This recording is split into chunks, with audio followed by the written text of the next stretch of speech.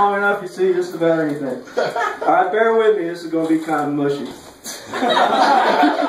As a public service, I'm going to tell you guys about what the Luxury Prestige show is all about. I went to it a couple of weeks ago because, you know, their trailer is a piece of shit. It's First thing I want to say about the East Room. I don't care how hip these people think they are. That place is nothing but a seedy disco. Structurally, I'm talking about. It's got a bar, it's dimly lit, it's got some seating with tables, an elevated stage. It's a fucking disco. Now, no decade has been good to me. But the 70s and 80s were especially hard. It was in places just like the East Room where the point was driven over and over and over again that Bob, you're not a ladies' man. When I walked in that place, I swear to God, I had post-traumatic stress syndrome. I was just frozen by this unbelievable sense of dread and hopelessness. It was just like 35 years ago. I was surrounded by young people with not one goddamn thing to say to any of them. Only it was actually worse, because I was old enough to be their father now, and I don't drink, so there was no fucking escape from this hellish nightmare. You say, Bob, if it was that bad, why didn't you just leave? I wanted to see what the show was like. I paid my $3. That shitty trailer doesn't tell you jack shit. So I sat down with this black guy, and I was horrified to learn that it was Cortland Fields who had been making fun of white people's penises the very night before right here in this room. Oh shit. First the women ridiculed me for years and years in places just like this. Now the black man's going to take his turn. I can't take this shit. Very well. But I tell you, Cortland, you didn't pick on me one bit, made no anatomical references. And I'm going to buy his album for being such a good guy. I don't care if it's scratching vinyl. I don't care if it's a fucking dog howling at the moon. It's on my list of things to do. So when the show started, the first thing I learned was that live scripted comedy is a skit. It's a fucking skit. Hey Josh, there's this classic writing guide. It's called Elements of Style. It's big on avoiding unnecessary words. You know how Josh always says, I'm scared every time Bob's in the room. Ooh, I'm scared of Bob. You know how he makes a big joke about that? Josh scared me that night. That boy freaked me out. I mean, he creeped me out.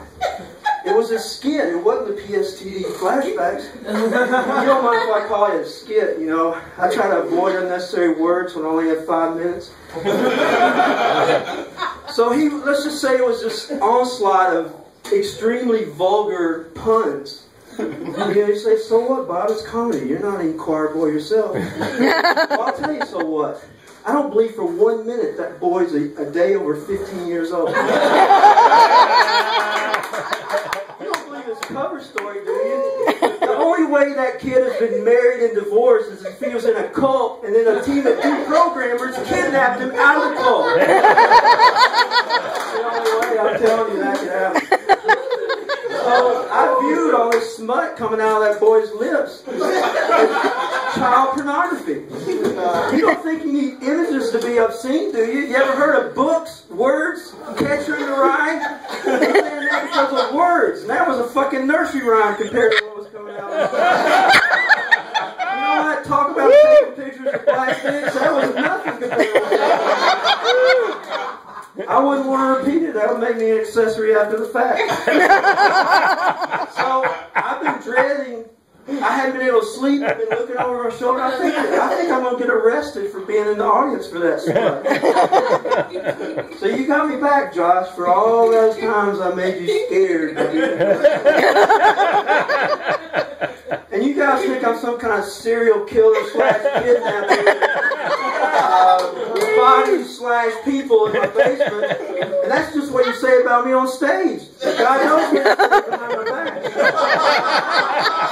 Well, don't get me wrong. Josh Josh's, and there's the mushy part. Josh's skit was not bad. It was very clever puns. They're coming out of the mouth of a boy. I mean, it just crossed the line. And the other skits were good too. Top-notch material. And it had videos. The videos were even more impressive.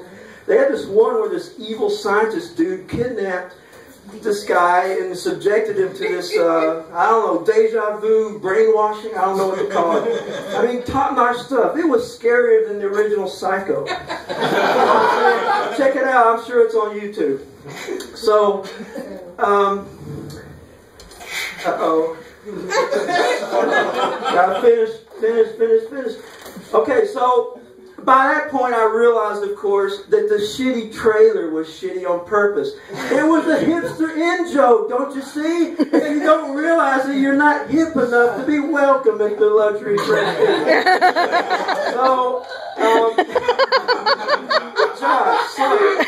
You need to grow up. McDonald's didn't serve millions, billions, and billions by saying, let's put maggots in our Big Mac ads, and if people aren't hip enough to realize we're oh so clever, we don't want their business. Do you want to be sentenced to the East Room for the rest of your life? Because I don't think I can set foot in that place again.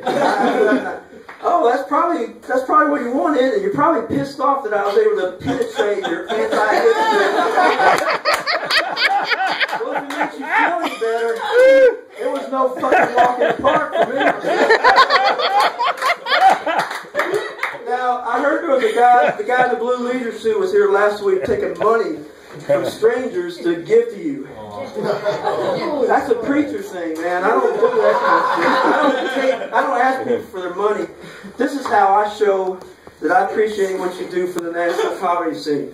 By making fun of it. It's called comedy.